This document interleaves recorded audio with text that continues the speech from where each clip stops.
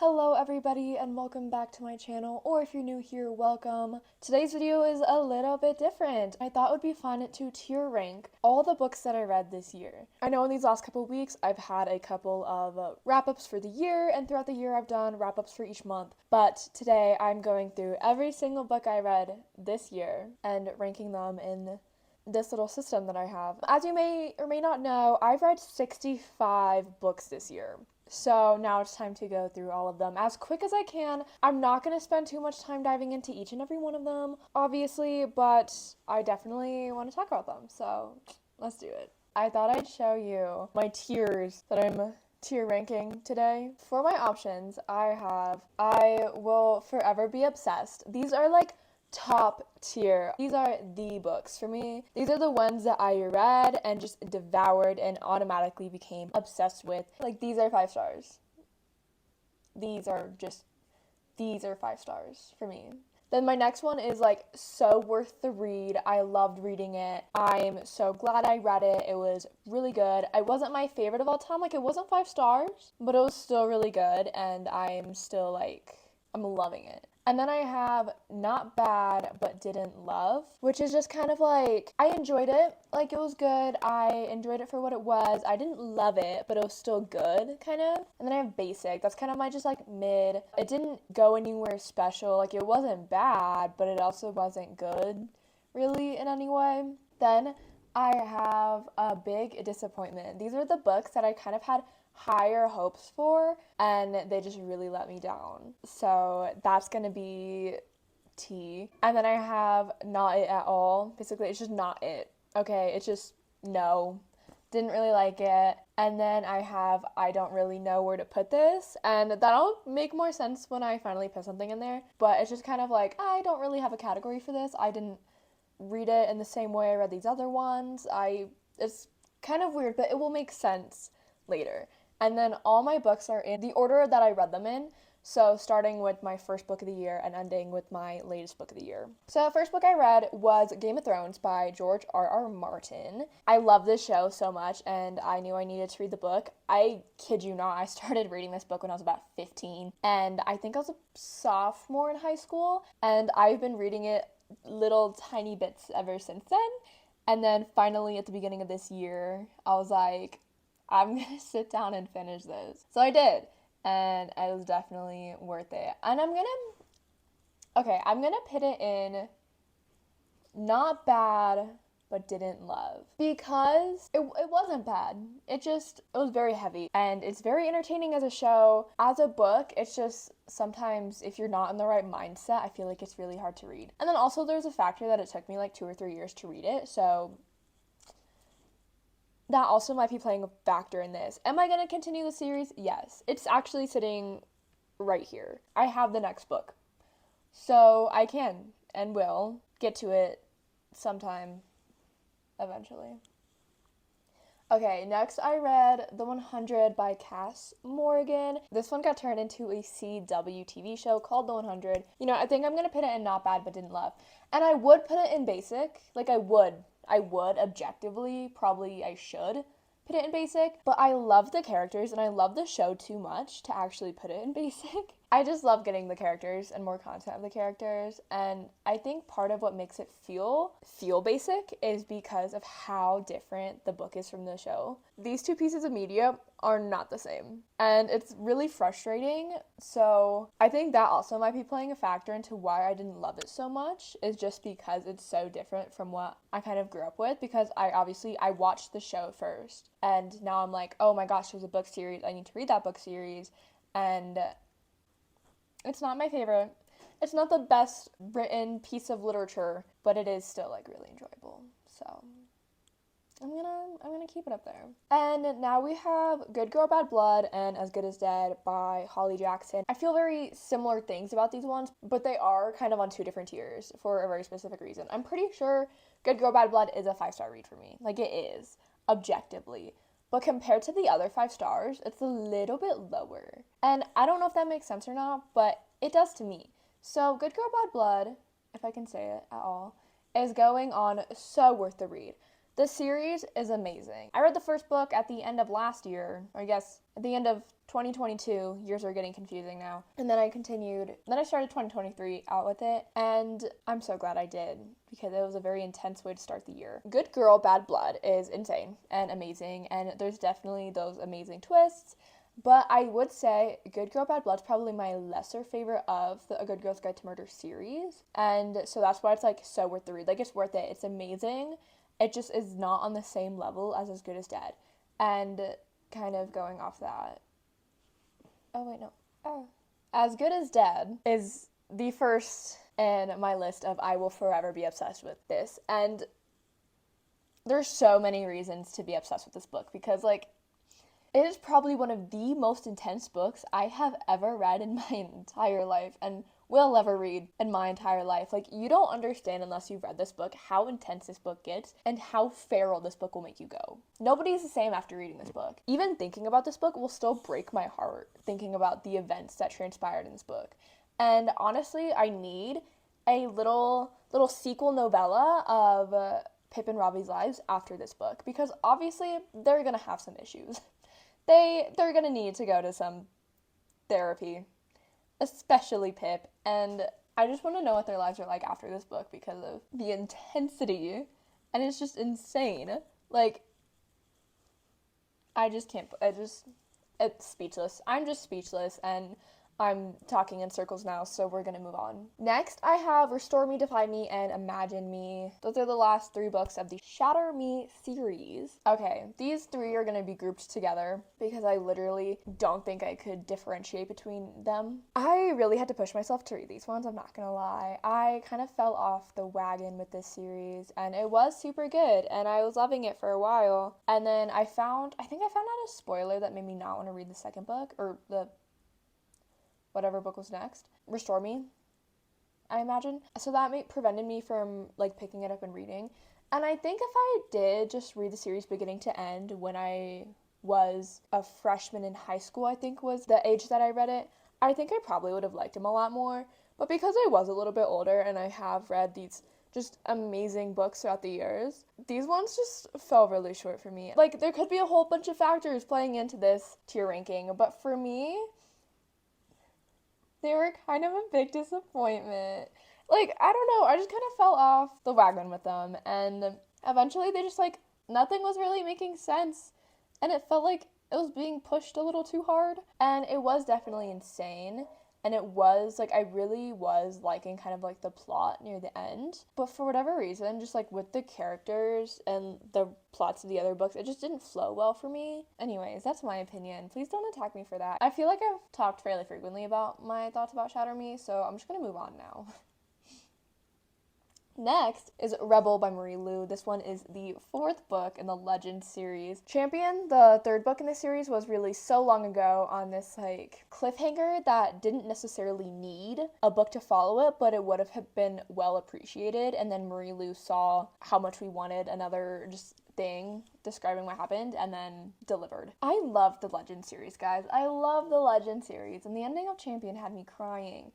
But there are a lot of aspects in this book that I didn't love and I didn't feel was necessary and was kind of a little bit of a letdown. But it wasn't bad. Like, I still enjoyed it because I got these characters and I got a little bit more of this story, but I just like didn't love it as much as I thought I would. It was a little bit of a disappointment, but not so much so to end up in the big disappointment tier. So it's going in my not bad but didn't love because it wasn't bad. It was good. It was just, I think, not what I was expecting. And I think it's hard having such high expectations going into a book, and then obviously it's not going to live up to everything that you want. And so then it falls a little bit. But there are definitely a couple things in this book that I really wasn't caring about. So I kind of just, I read it to read it, and I'm glad I read it, but I didn't love it. Next, I have Book Lovers by Emily Henry. Super good. My first Emily Henry book, and it was so worth it. I did end up annotating that one. It took me forever, but we're not getting into that right now. But anyways, I really enjoyed it. I thought it was really cute. I think after I first read it, I was like, this is amazing. This gave me all the feelings and like all that stuff. Going back and thinking about it, it was more of a 4-star read. And so I'm going to put it on my so worth the read tier, because it was so worth the read. And Nora and Turley are adorable, they're perfect for each other, and I loved a lot of the themes that we got in this book, but it wasn't it for me. Like, it wasn't top tier. I don't spend every night thinking about this book. When I look at it, I don't get a visceral reaction. So it's not exactly to the top tier yet, but for the most part, I really did enjoy this book. Then we have Throne of Glass by Sarah J. Maas. I finally took the dive into the Maas verse. I don't know exactly what it's called, but I started out with Throne of Glass, and I'm glad I read it. But so okay, this one is it's gonna be our first one on the basic tier. It wasn't it for me. I was kind of getting dragged through it for a bit, and there are some parts and some characters that'll just kind of like roll my eyes at because I'm like, okay, fine, whatever. And I really was reading it just to read it at some points. I'm glad I read it. Like, I really am glad I read it. And I'm glad I am continuing the series. But the first book just was not it for me. And I really didn't love it. And I don't know, there's just like a couple different things I think that I didn't love about it. I think if it was told in a different way, it would have been a little bit better. Or maybe just more for me. Because I know people love this book. And I'm not hating on you if you do. It wasn't for me. And that's okay. Next, we have The Raven Boys by Maggie Stiefvater. I'm not gonna lie to you guys, I was expecting a lot more out of this book series, or maybe I was just expecting myself to love it a lot more. It's just so hyped, and it's so much like 2014 Tumblr era that I thought I would love it. Like, that's perfect, you know? I love the All for the Game series, and that gives me similar vibes to The Raven Boys. It was good. You know what? It was good. It was a really good series, and there's definitely a lot of aspects that are like, oh my gosh, like, that's insane. But I didn't feel as connected to the characters as I was hoping to be. And so definitely the first book is ending up on my not bad but didn't love.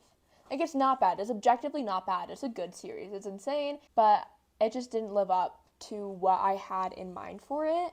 And so then I think that kind of knocked it down a few tiers, which, again, isn't really fair. I know it's not fair because it's not the book's fault that I had a different expectation for it, but I think it's just how hyped I saw that it was and how much I thought it would be perfect for me, and it just ended up not being perfect for me. So then I was just kind of like, okay, it's objectively a good book. It's a good book series, and I would recommend it to people, but it just didn't hit the same for me. So it's going there. After that book, I read Daisy Jones and the Six by Taylor Jenkins Reid, and I loved that book, and I loved it so much more than I did The Seven Husbands of Evelyn Hugo. It's amazing. It's told in an interview style, which is like insanity, and I love it. And the characters are so unlikable that you have to appreciate it. Like, it's done in a right way. Like, I don't like any of them, but I love the story. And so this one definitely goes on my so worth the read tier, because it is. It's so worth the read, and I will recommend it to so many people. And I need to watch the show, and I haven't watched the show, and that's completely my bad. Like, I'm sorry. I literally read the book because I knew the show was coming out, and then I still haven't watched the show, and that feels so on point for me.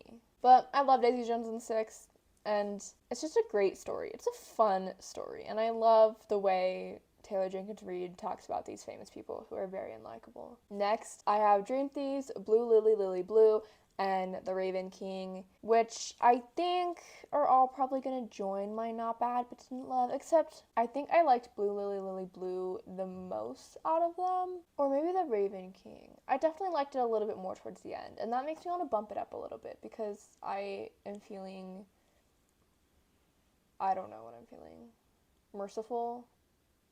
I don't think that's the word. Oh well. So I'm gonna add Raven King to So Worth the Read, because by the end I was kind of, I was enjoying. I'm having mixed feelings, actually. Do I really want to put it there, or do I just want to put it there because I want to put it there? That was my problem with rating these books, and so I think I'm gonna move it down.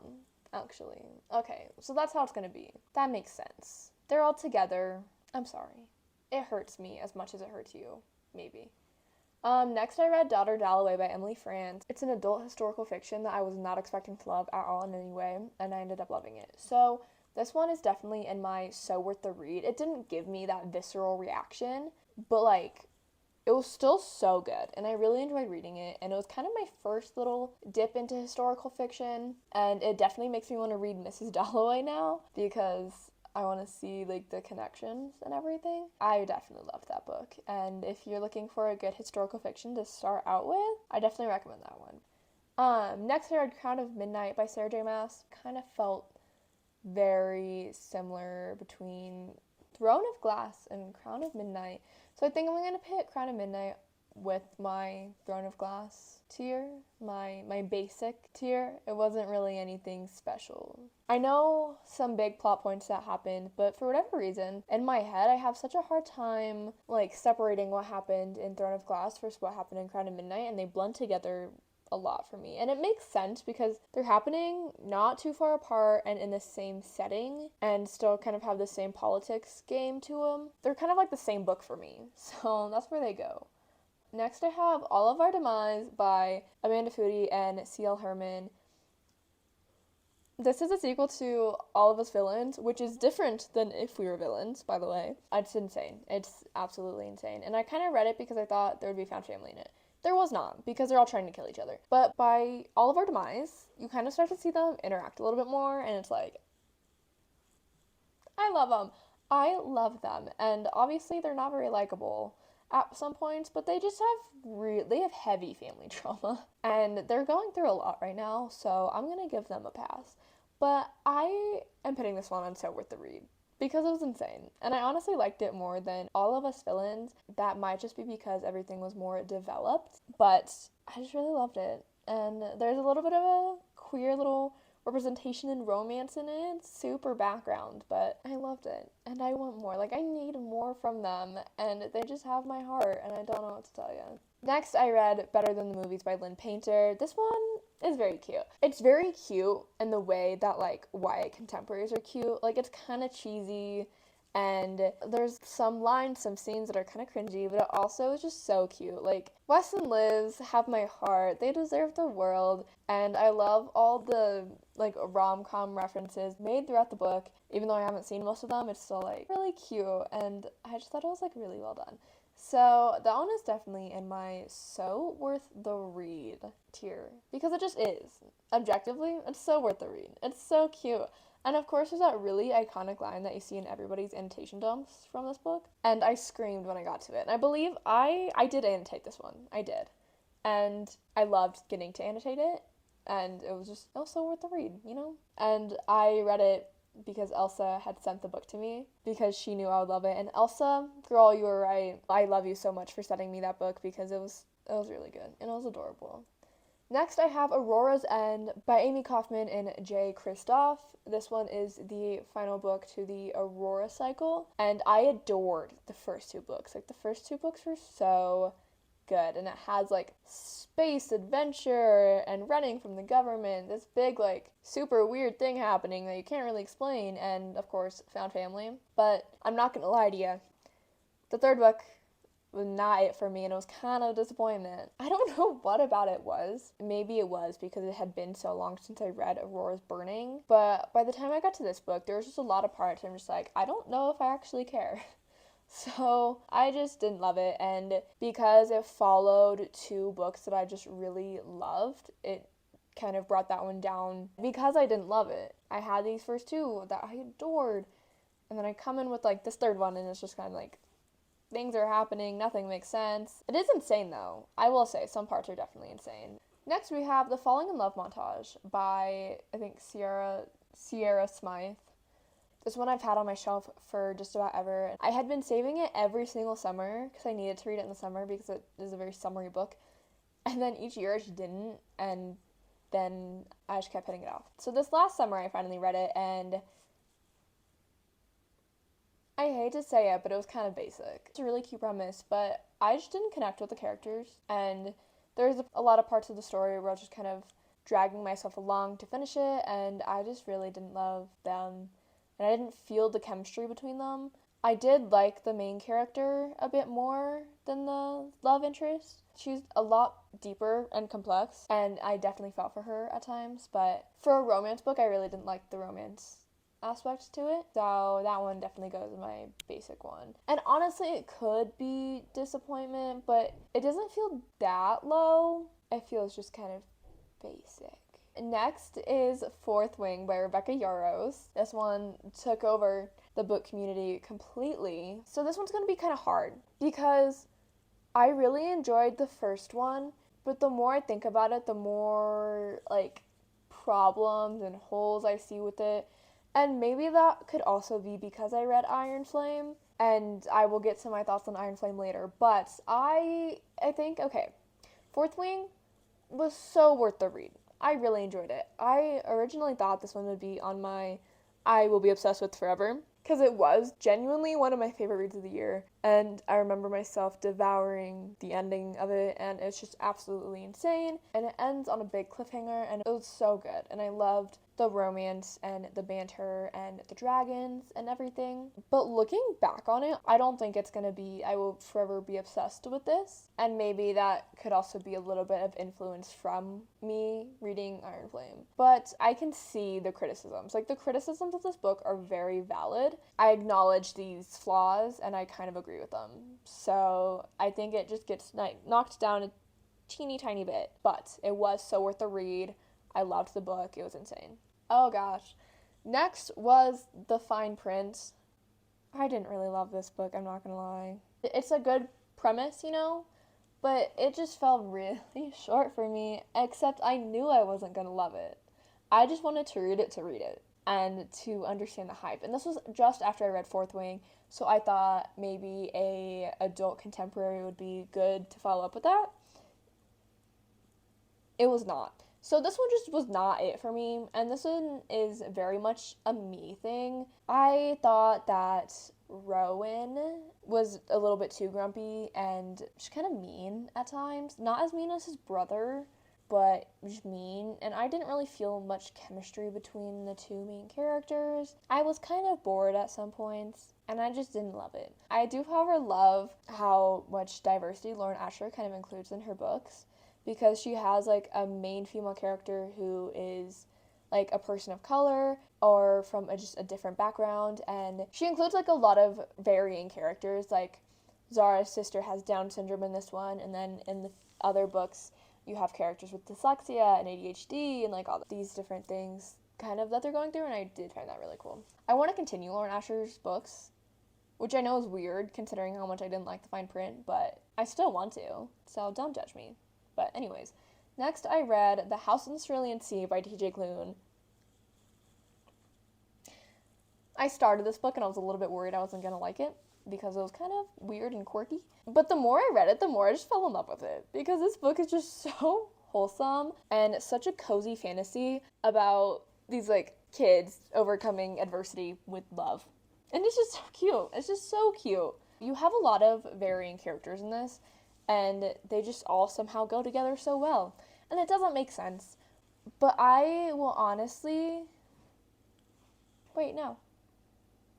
But I will honestly be forever obsessed with this. I just really adored this book, and this book made me feel just so whole and happy and giddy, and it gave me all the feelings, and I just smile when thinking about the book, so it deserves to be on the very top tier. Next, I read She Gets the Girl by Rachel Lippincott and Allison Derrick. This one I read on an ebook. This one was so worth the read, and I think that it was a really good book. Honestly, one of my favorite things about this book is the way you see them develop from like strangers to acquaintances to friends to close friends to then lovers in one book. And I feel like that's very hard to do, but I think it was just done really well, and I thought they were really cute. This also takes place in college, so it has those themes of kind of getting out there and becoming a new version of yourself for this new path, and I just think it's super good, especially if you are a freshman in college, because I think it's kind of fitting, and it definitely hits you at some moment. I really loved it, so I definitely recommend that one. Also, the two authors are married, and they met on like an English class in college or something like that, I think, and that's just very cute, and I thought I'd share. Next is Throne of Fire by Rick Riordan. This is the second book in the Kane Chronicles series. I'm not gonna lie to you, I didn't love the Kane Chronicles series, and it wasn't bad. It didn't live up to Rick Riordan's other books for me. Like, I didn't feel as much of a connection with the characters. I'm gonna put that one in my disappointment tier along with Serpent's Shadow, because once again, I cannot discern what happened between those two books. It just wasn't it for me. I wasn't as connected with the characters. The mythology, of course, is really cool, and it's really interesting to see the differences, because this one is very different than just like demigods and children of the gods, and plays more into magicians, and magicians being vessels for the gods to inhabit. And it's super weird, and it's super cool. I just didn't love the plot or the characters, so that one was kind of disappointing for me. It sucks, but it is what it is. Next, I read So This Is Ever After by F.T. Lukens. There were points in this book that I didn't love. I will admit that. But by the end, I was just kind of obsessed with it, and it was really cute. And it just felt so much like a D&D campaign, but like after the campaign. And it's because it's a high fantasy book with this group of characters that all have their own specific role and did a quest together. And that's literally what D&D is. So that's definitely why it reminded me of that. But I just really enjoyed this book, and I don't typically love childhood best friends to lovers, and this one definitely had that. But it was just so good, and by the end, I was definitely invested. I will say, because there were a lot of different scenes and stuff that I didn't love, I'm not going to mark it as I will be forever obsessed, because I still kind of remember those moments that I didn't love. So this one is definitely so worth the read. It's so cute and a very low stakes fantasy, and I love the characters, and it's such a funny plot. Next, I read Terms and Conditions by, again, Lauren Asher, and that one is, again, kind of on the same level as the fine print. I didn't love the main guy. He felt mean. I did love the female main character. She was pretty cool. I don't think he deserved her, so those are my thoughts. Then I read Beach Read by Emily Henry, and I like this one slightly more than Book Lovers, but I think this one still goes on the so worth the read tier. It was just really cute and really good, and once again, Emily Henry manages to balance like a cute summer romance with these really deep messages about kind of yourself as an adult and family, and I think that's really cool. I definitely enjoyed Beach Read a little bit more than Book Lovers, but they're kind of still on the same tier. Then I read Magnus Chase and The Sword of Summer, and I loved them. I love this book. This book is so good. It follows Norse mythology, and like the demigods with that. Where do I put this on the scale? Because it was amazing, but I don't know if I would be obsessed forever. So I think it's gonna go on so worth the read with its buddies when I get there. It was really good and amazing, and I adored it. And it's probably one of the ones I loved more on this tier. I almost need a whole other tier that goes between these two, but it was very good. And I really enjoyed the banter and the characters. Then I read Rock, Paper, Scissors by Alice Feeney, and this was so worth the read. Like, I did not expect myself to love it. I read it because of a book club, and it just ended up being so good. Not at all what I was expecting, but it was really good. The characters weren't really lovable, and it was a super quick read, but the suspense and the twists were just absolutely insane and unexpected. And so for that, I kind of put it at the so worth the read. Like, is it my favorite book of all time? No, but I still really enjoyed it, and I definitely, like, I'm so glad I read it. Next is Vicious by V.E. Schwab. This one is, okay, this one is going to be, again, so worth the read. This is probably actually going to be my biggest tier. But this one was so good. Like, I really did enjoy it. And it's just, like, kind of insane. And it wasn't really what I was expecting from it. But I loved the balance between flashbacks and present, and this walk on morally gray, how the story follows the villain who is more in the right than the hero. And it's just, like, it's really insane. And I am so glad I read this book. It was my first time reading a V. Schwab book. And I need to read more, is what I've learned. Then I have the Hammer of Thor, kind of already discussed Magnus Chase. That one definitely goes in so worth the read.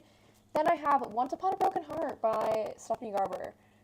This one's also so worth the read. It was just so good, and it's such a great fantasy, and it feels so much like a fairy tale, a lot like Caraval, except this one falls more heavily on like a romantic fairy tale, more focused on romance and matters of the heart and stuff. But it was definitely amazing. I don't think it was a top of the line 5-star read for me, but I still really enjoyed it, and I loved getting to see little snippets of the characters that we got to know and love in Caraval.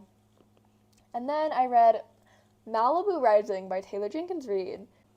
This one doesn't go there. Go up one. Nope, that's not what I wanted. Okay. This one belongs on I Will Forever Be Obsessed With because I originally rated it like 4.5 stars, but the more I thought about it, the more I just loved it, and it has to be a 5-star read. Like, it's just amazing. It's such a good story, again, with characters that aren't always likable, but these ones more so than Taylor Jenkins Reid other characters, and it's just insane. And the familial themes in this book just make me happy, and I love these four. And obviously their lives aren't perfect, and they aren't perfect, but they have my heart. So I will forever be obsessed with them and their story. And I hope they all are living their best and happy lives right now. Next, I read The Sunbury Trials by Aiden Thomas. This one, okay, that doesn't go there, but I need to scroll up.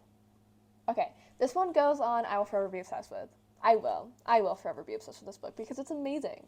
And I just like, I can't function with it. It's such a good story, and it follows like Mexican mythology, which is so cool, and I just loved it so much. And Aiden Thomas, I will read anything you write, truly.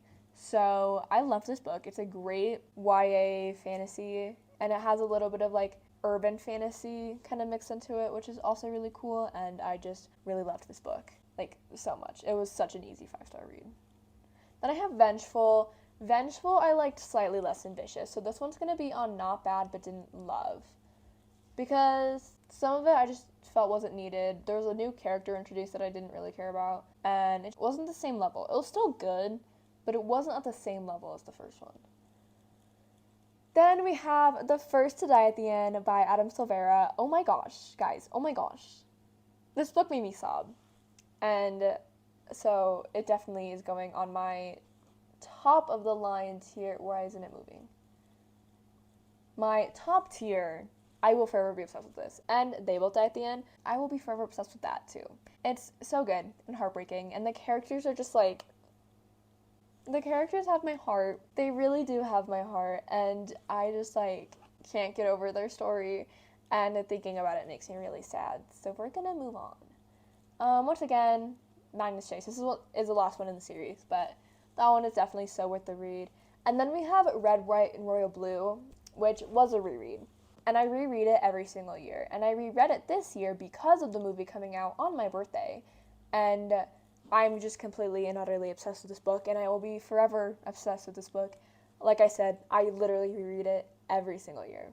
So this tier is where it's going to stay for the rest of my life. Next, I read Reverie by Ryan LaSala. This one was just like, I did not like this book.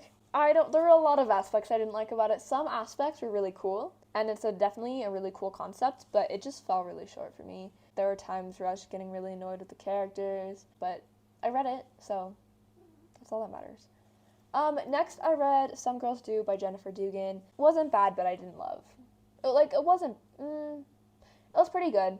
It definitely felt, I didn't feel their chemistry, but I liked their individual stories, but I didn't feel like they had much chemistry. Like, they're not gonna last as a couple. They're definitely gonna be this little high school fling that they had with each other. It wasn't bad, so it's gonna go there. Next, we have Aristotle and Dante Discover the Secrets of the Universe, and this one is such an easy decision because it's so easily on top. I adore this book. This book hits you right in the heart, and the themes are just like, it's just, it hits you with all the emotions, and it makes you think about yourself, I think, in a few different ways. So that one so much deserves to be on the top. However, our Saul and Dante dive into the waters of the world is a little bit lower, only because I felt like this story was sometimes a little bit unnecessary and definitely a little bit of a forced continuation of their story from the first book. But I still think it was really enjoyable, and I definitely was just here for the characters. Also, it definitely almost made me cry, so there's that. Next, we have Thieves' Gambit by Kavion Lewis. This one I got sent to me from Penguin Teen as an advanced reader's copy, and this one, you know what? It was worth the read. It was so worth the read. It was insane. It was good. This one, again, it kind of falls in between the two tiers because I didn't love it, but it was a really good story.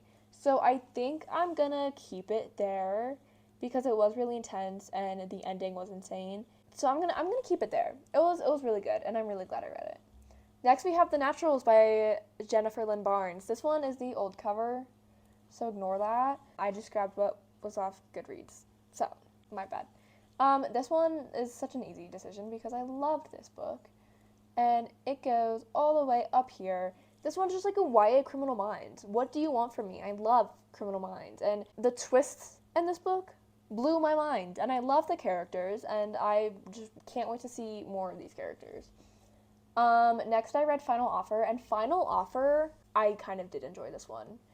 I did enjoy this one. I don't know if it was on this level with the books of So Worth the Read, so I am gonna put it in not bad but didn't love, but I honestly did really enjoy this book a lot more than I thought I would, and I think this one ended up being like a 4-star read. It was a lot better than the first two, and I think it's because I just loved the main guy a lot more, and it was my first second chance romance that I read, so that was really interesting, but I really enjoyed it.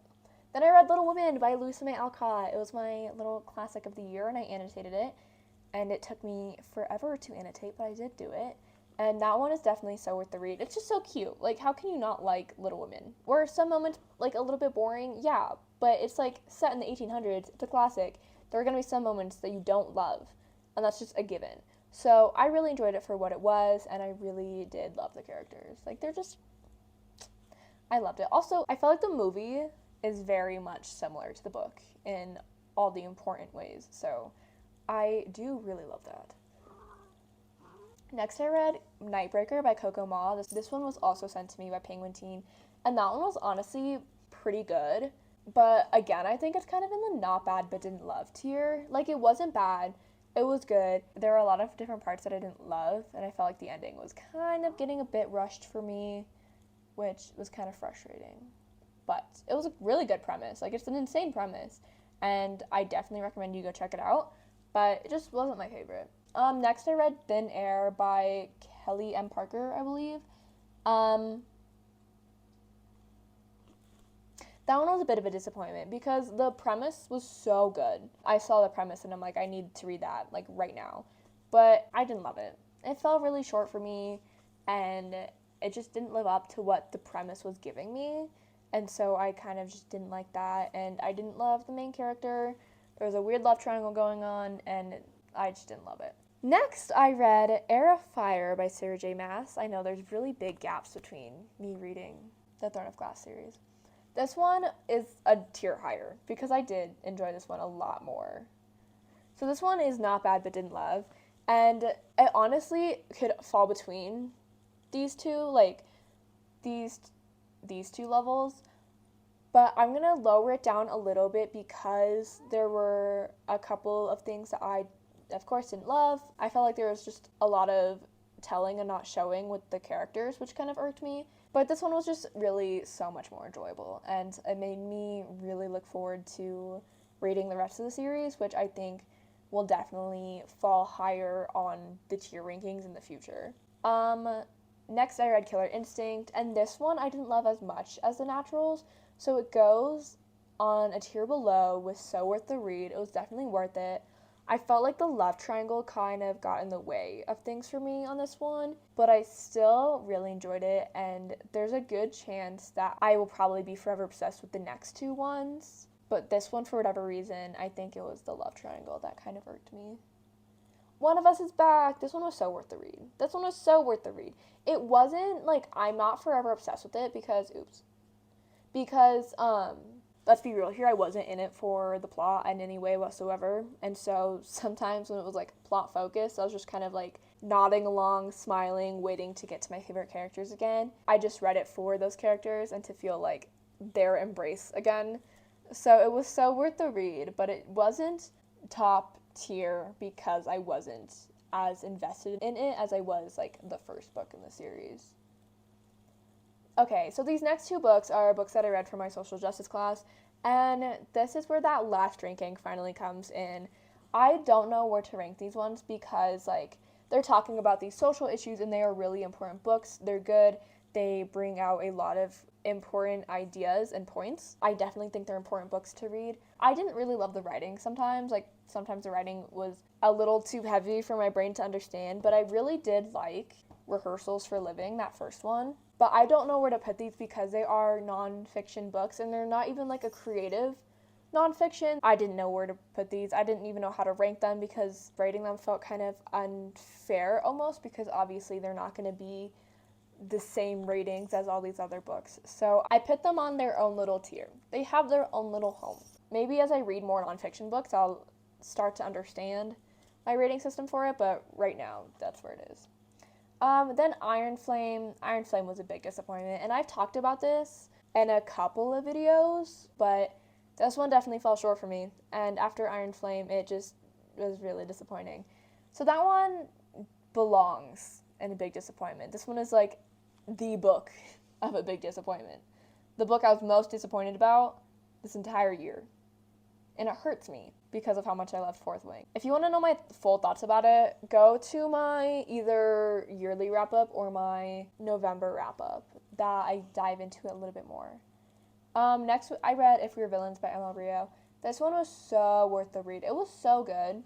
Like, it was insane. That's not where it goes. Right there. It was insane. It was really good. And it very much captured that dark academia vibe that I was wanting from it, and definitely went over my head at some points, but that's because I'm not a Shakespeare person, and so some moments weren't for me, and that's totally okay, because I knew that it wouldn't be, and so that didn't take anything away from it. There were kind of a few characters or relationships that I did not like, so I think that kind of took it down a tier for me, and prevented me from being completely obsessed with it.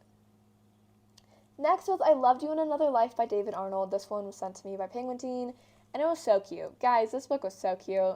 I recommend it. I seriously recommend this book. And this one goes in, it was so worth the read. It was so worth the read. It was almost a 5-star, but there were a couple of different problems I had with it that kind of held me back from being kind of obsessed with it, but it was definitely amazing, and I really did enjoy this book. And like their story is so cute. Next is Last Violent Call by Chloe Gong.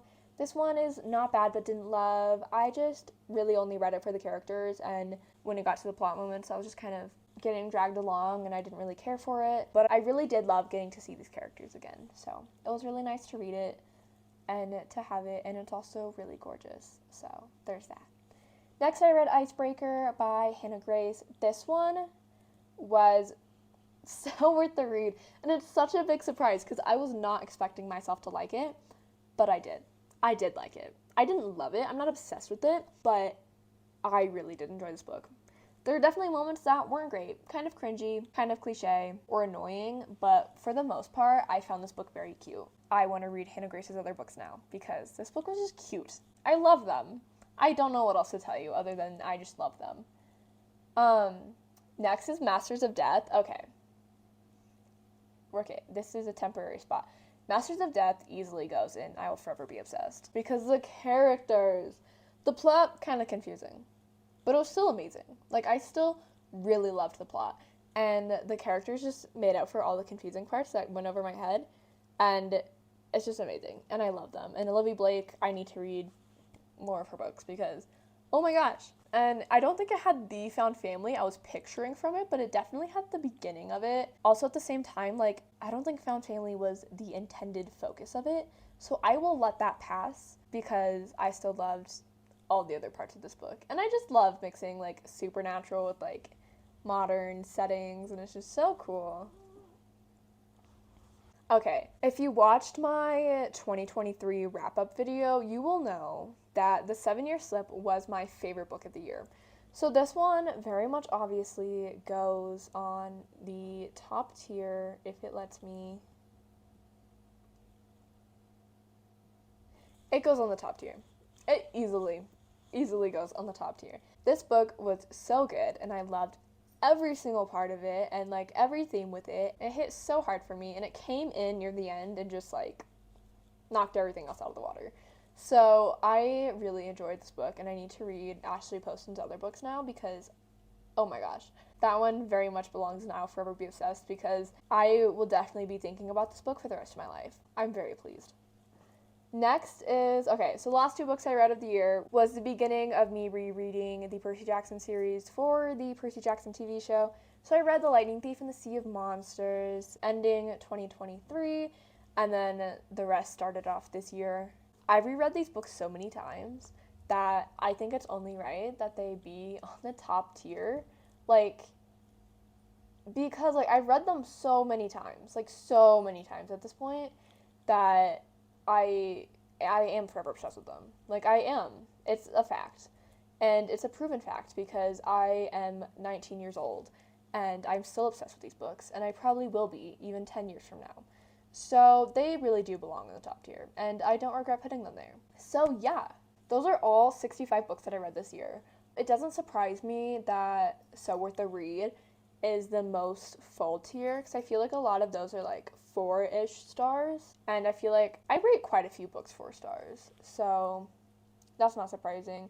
And I Will Be Obsessed with Forever also isn't really surprising. That's a good amount of like new favorites to come from a year, because it's like not too many, but it's also like enough to make it a good reading year and make the reading year worth it, if that makes sense. Those are all the books that I read in 2023 ranked in my own special little rankings. Please let me know your thoughts on the books that I read this year, like kind of where you would have placed them for yourself, or maybe some of the books that you read that you would have placed in these categories. And as always, please like, comment, and subscribe below. Thank you so much for watching today's video, and I will see you all next week. Bye!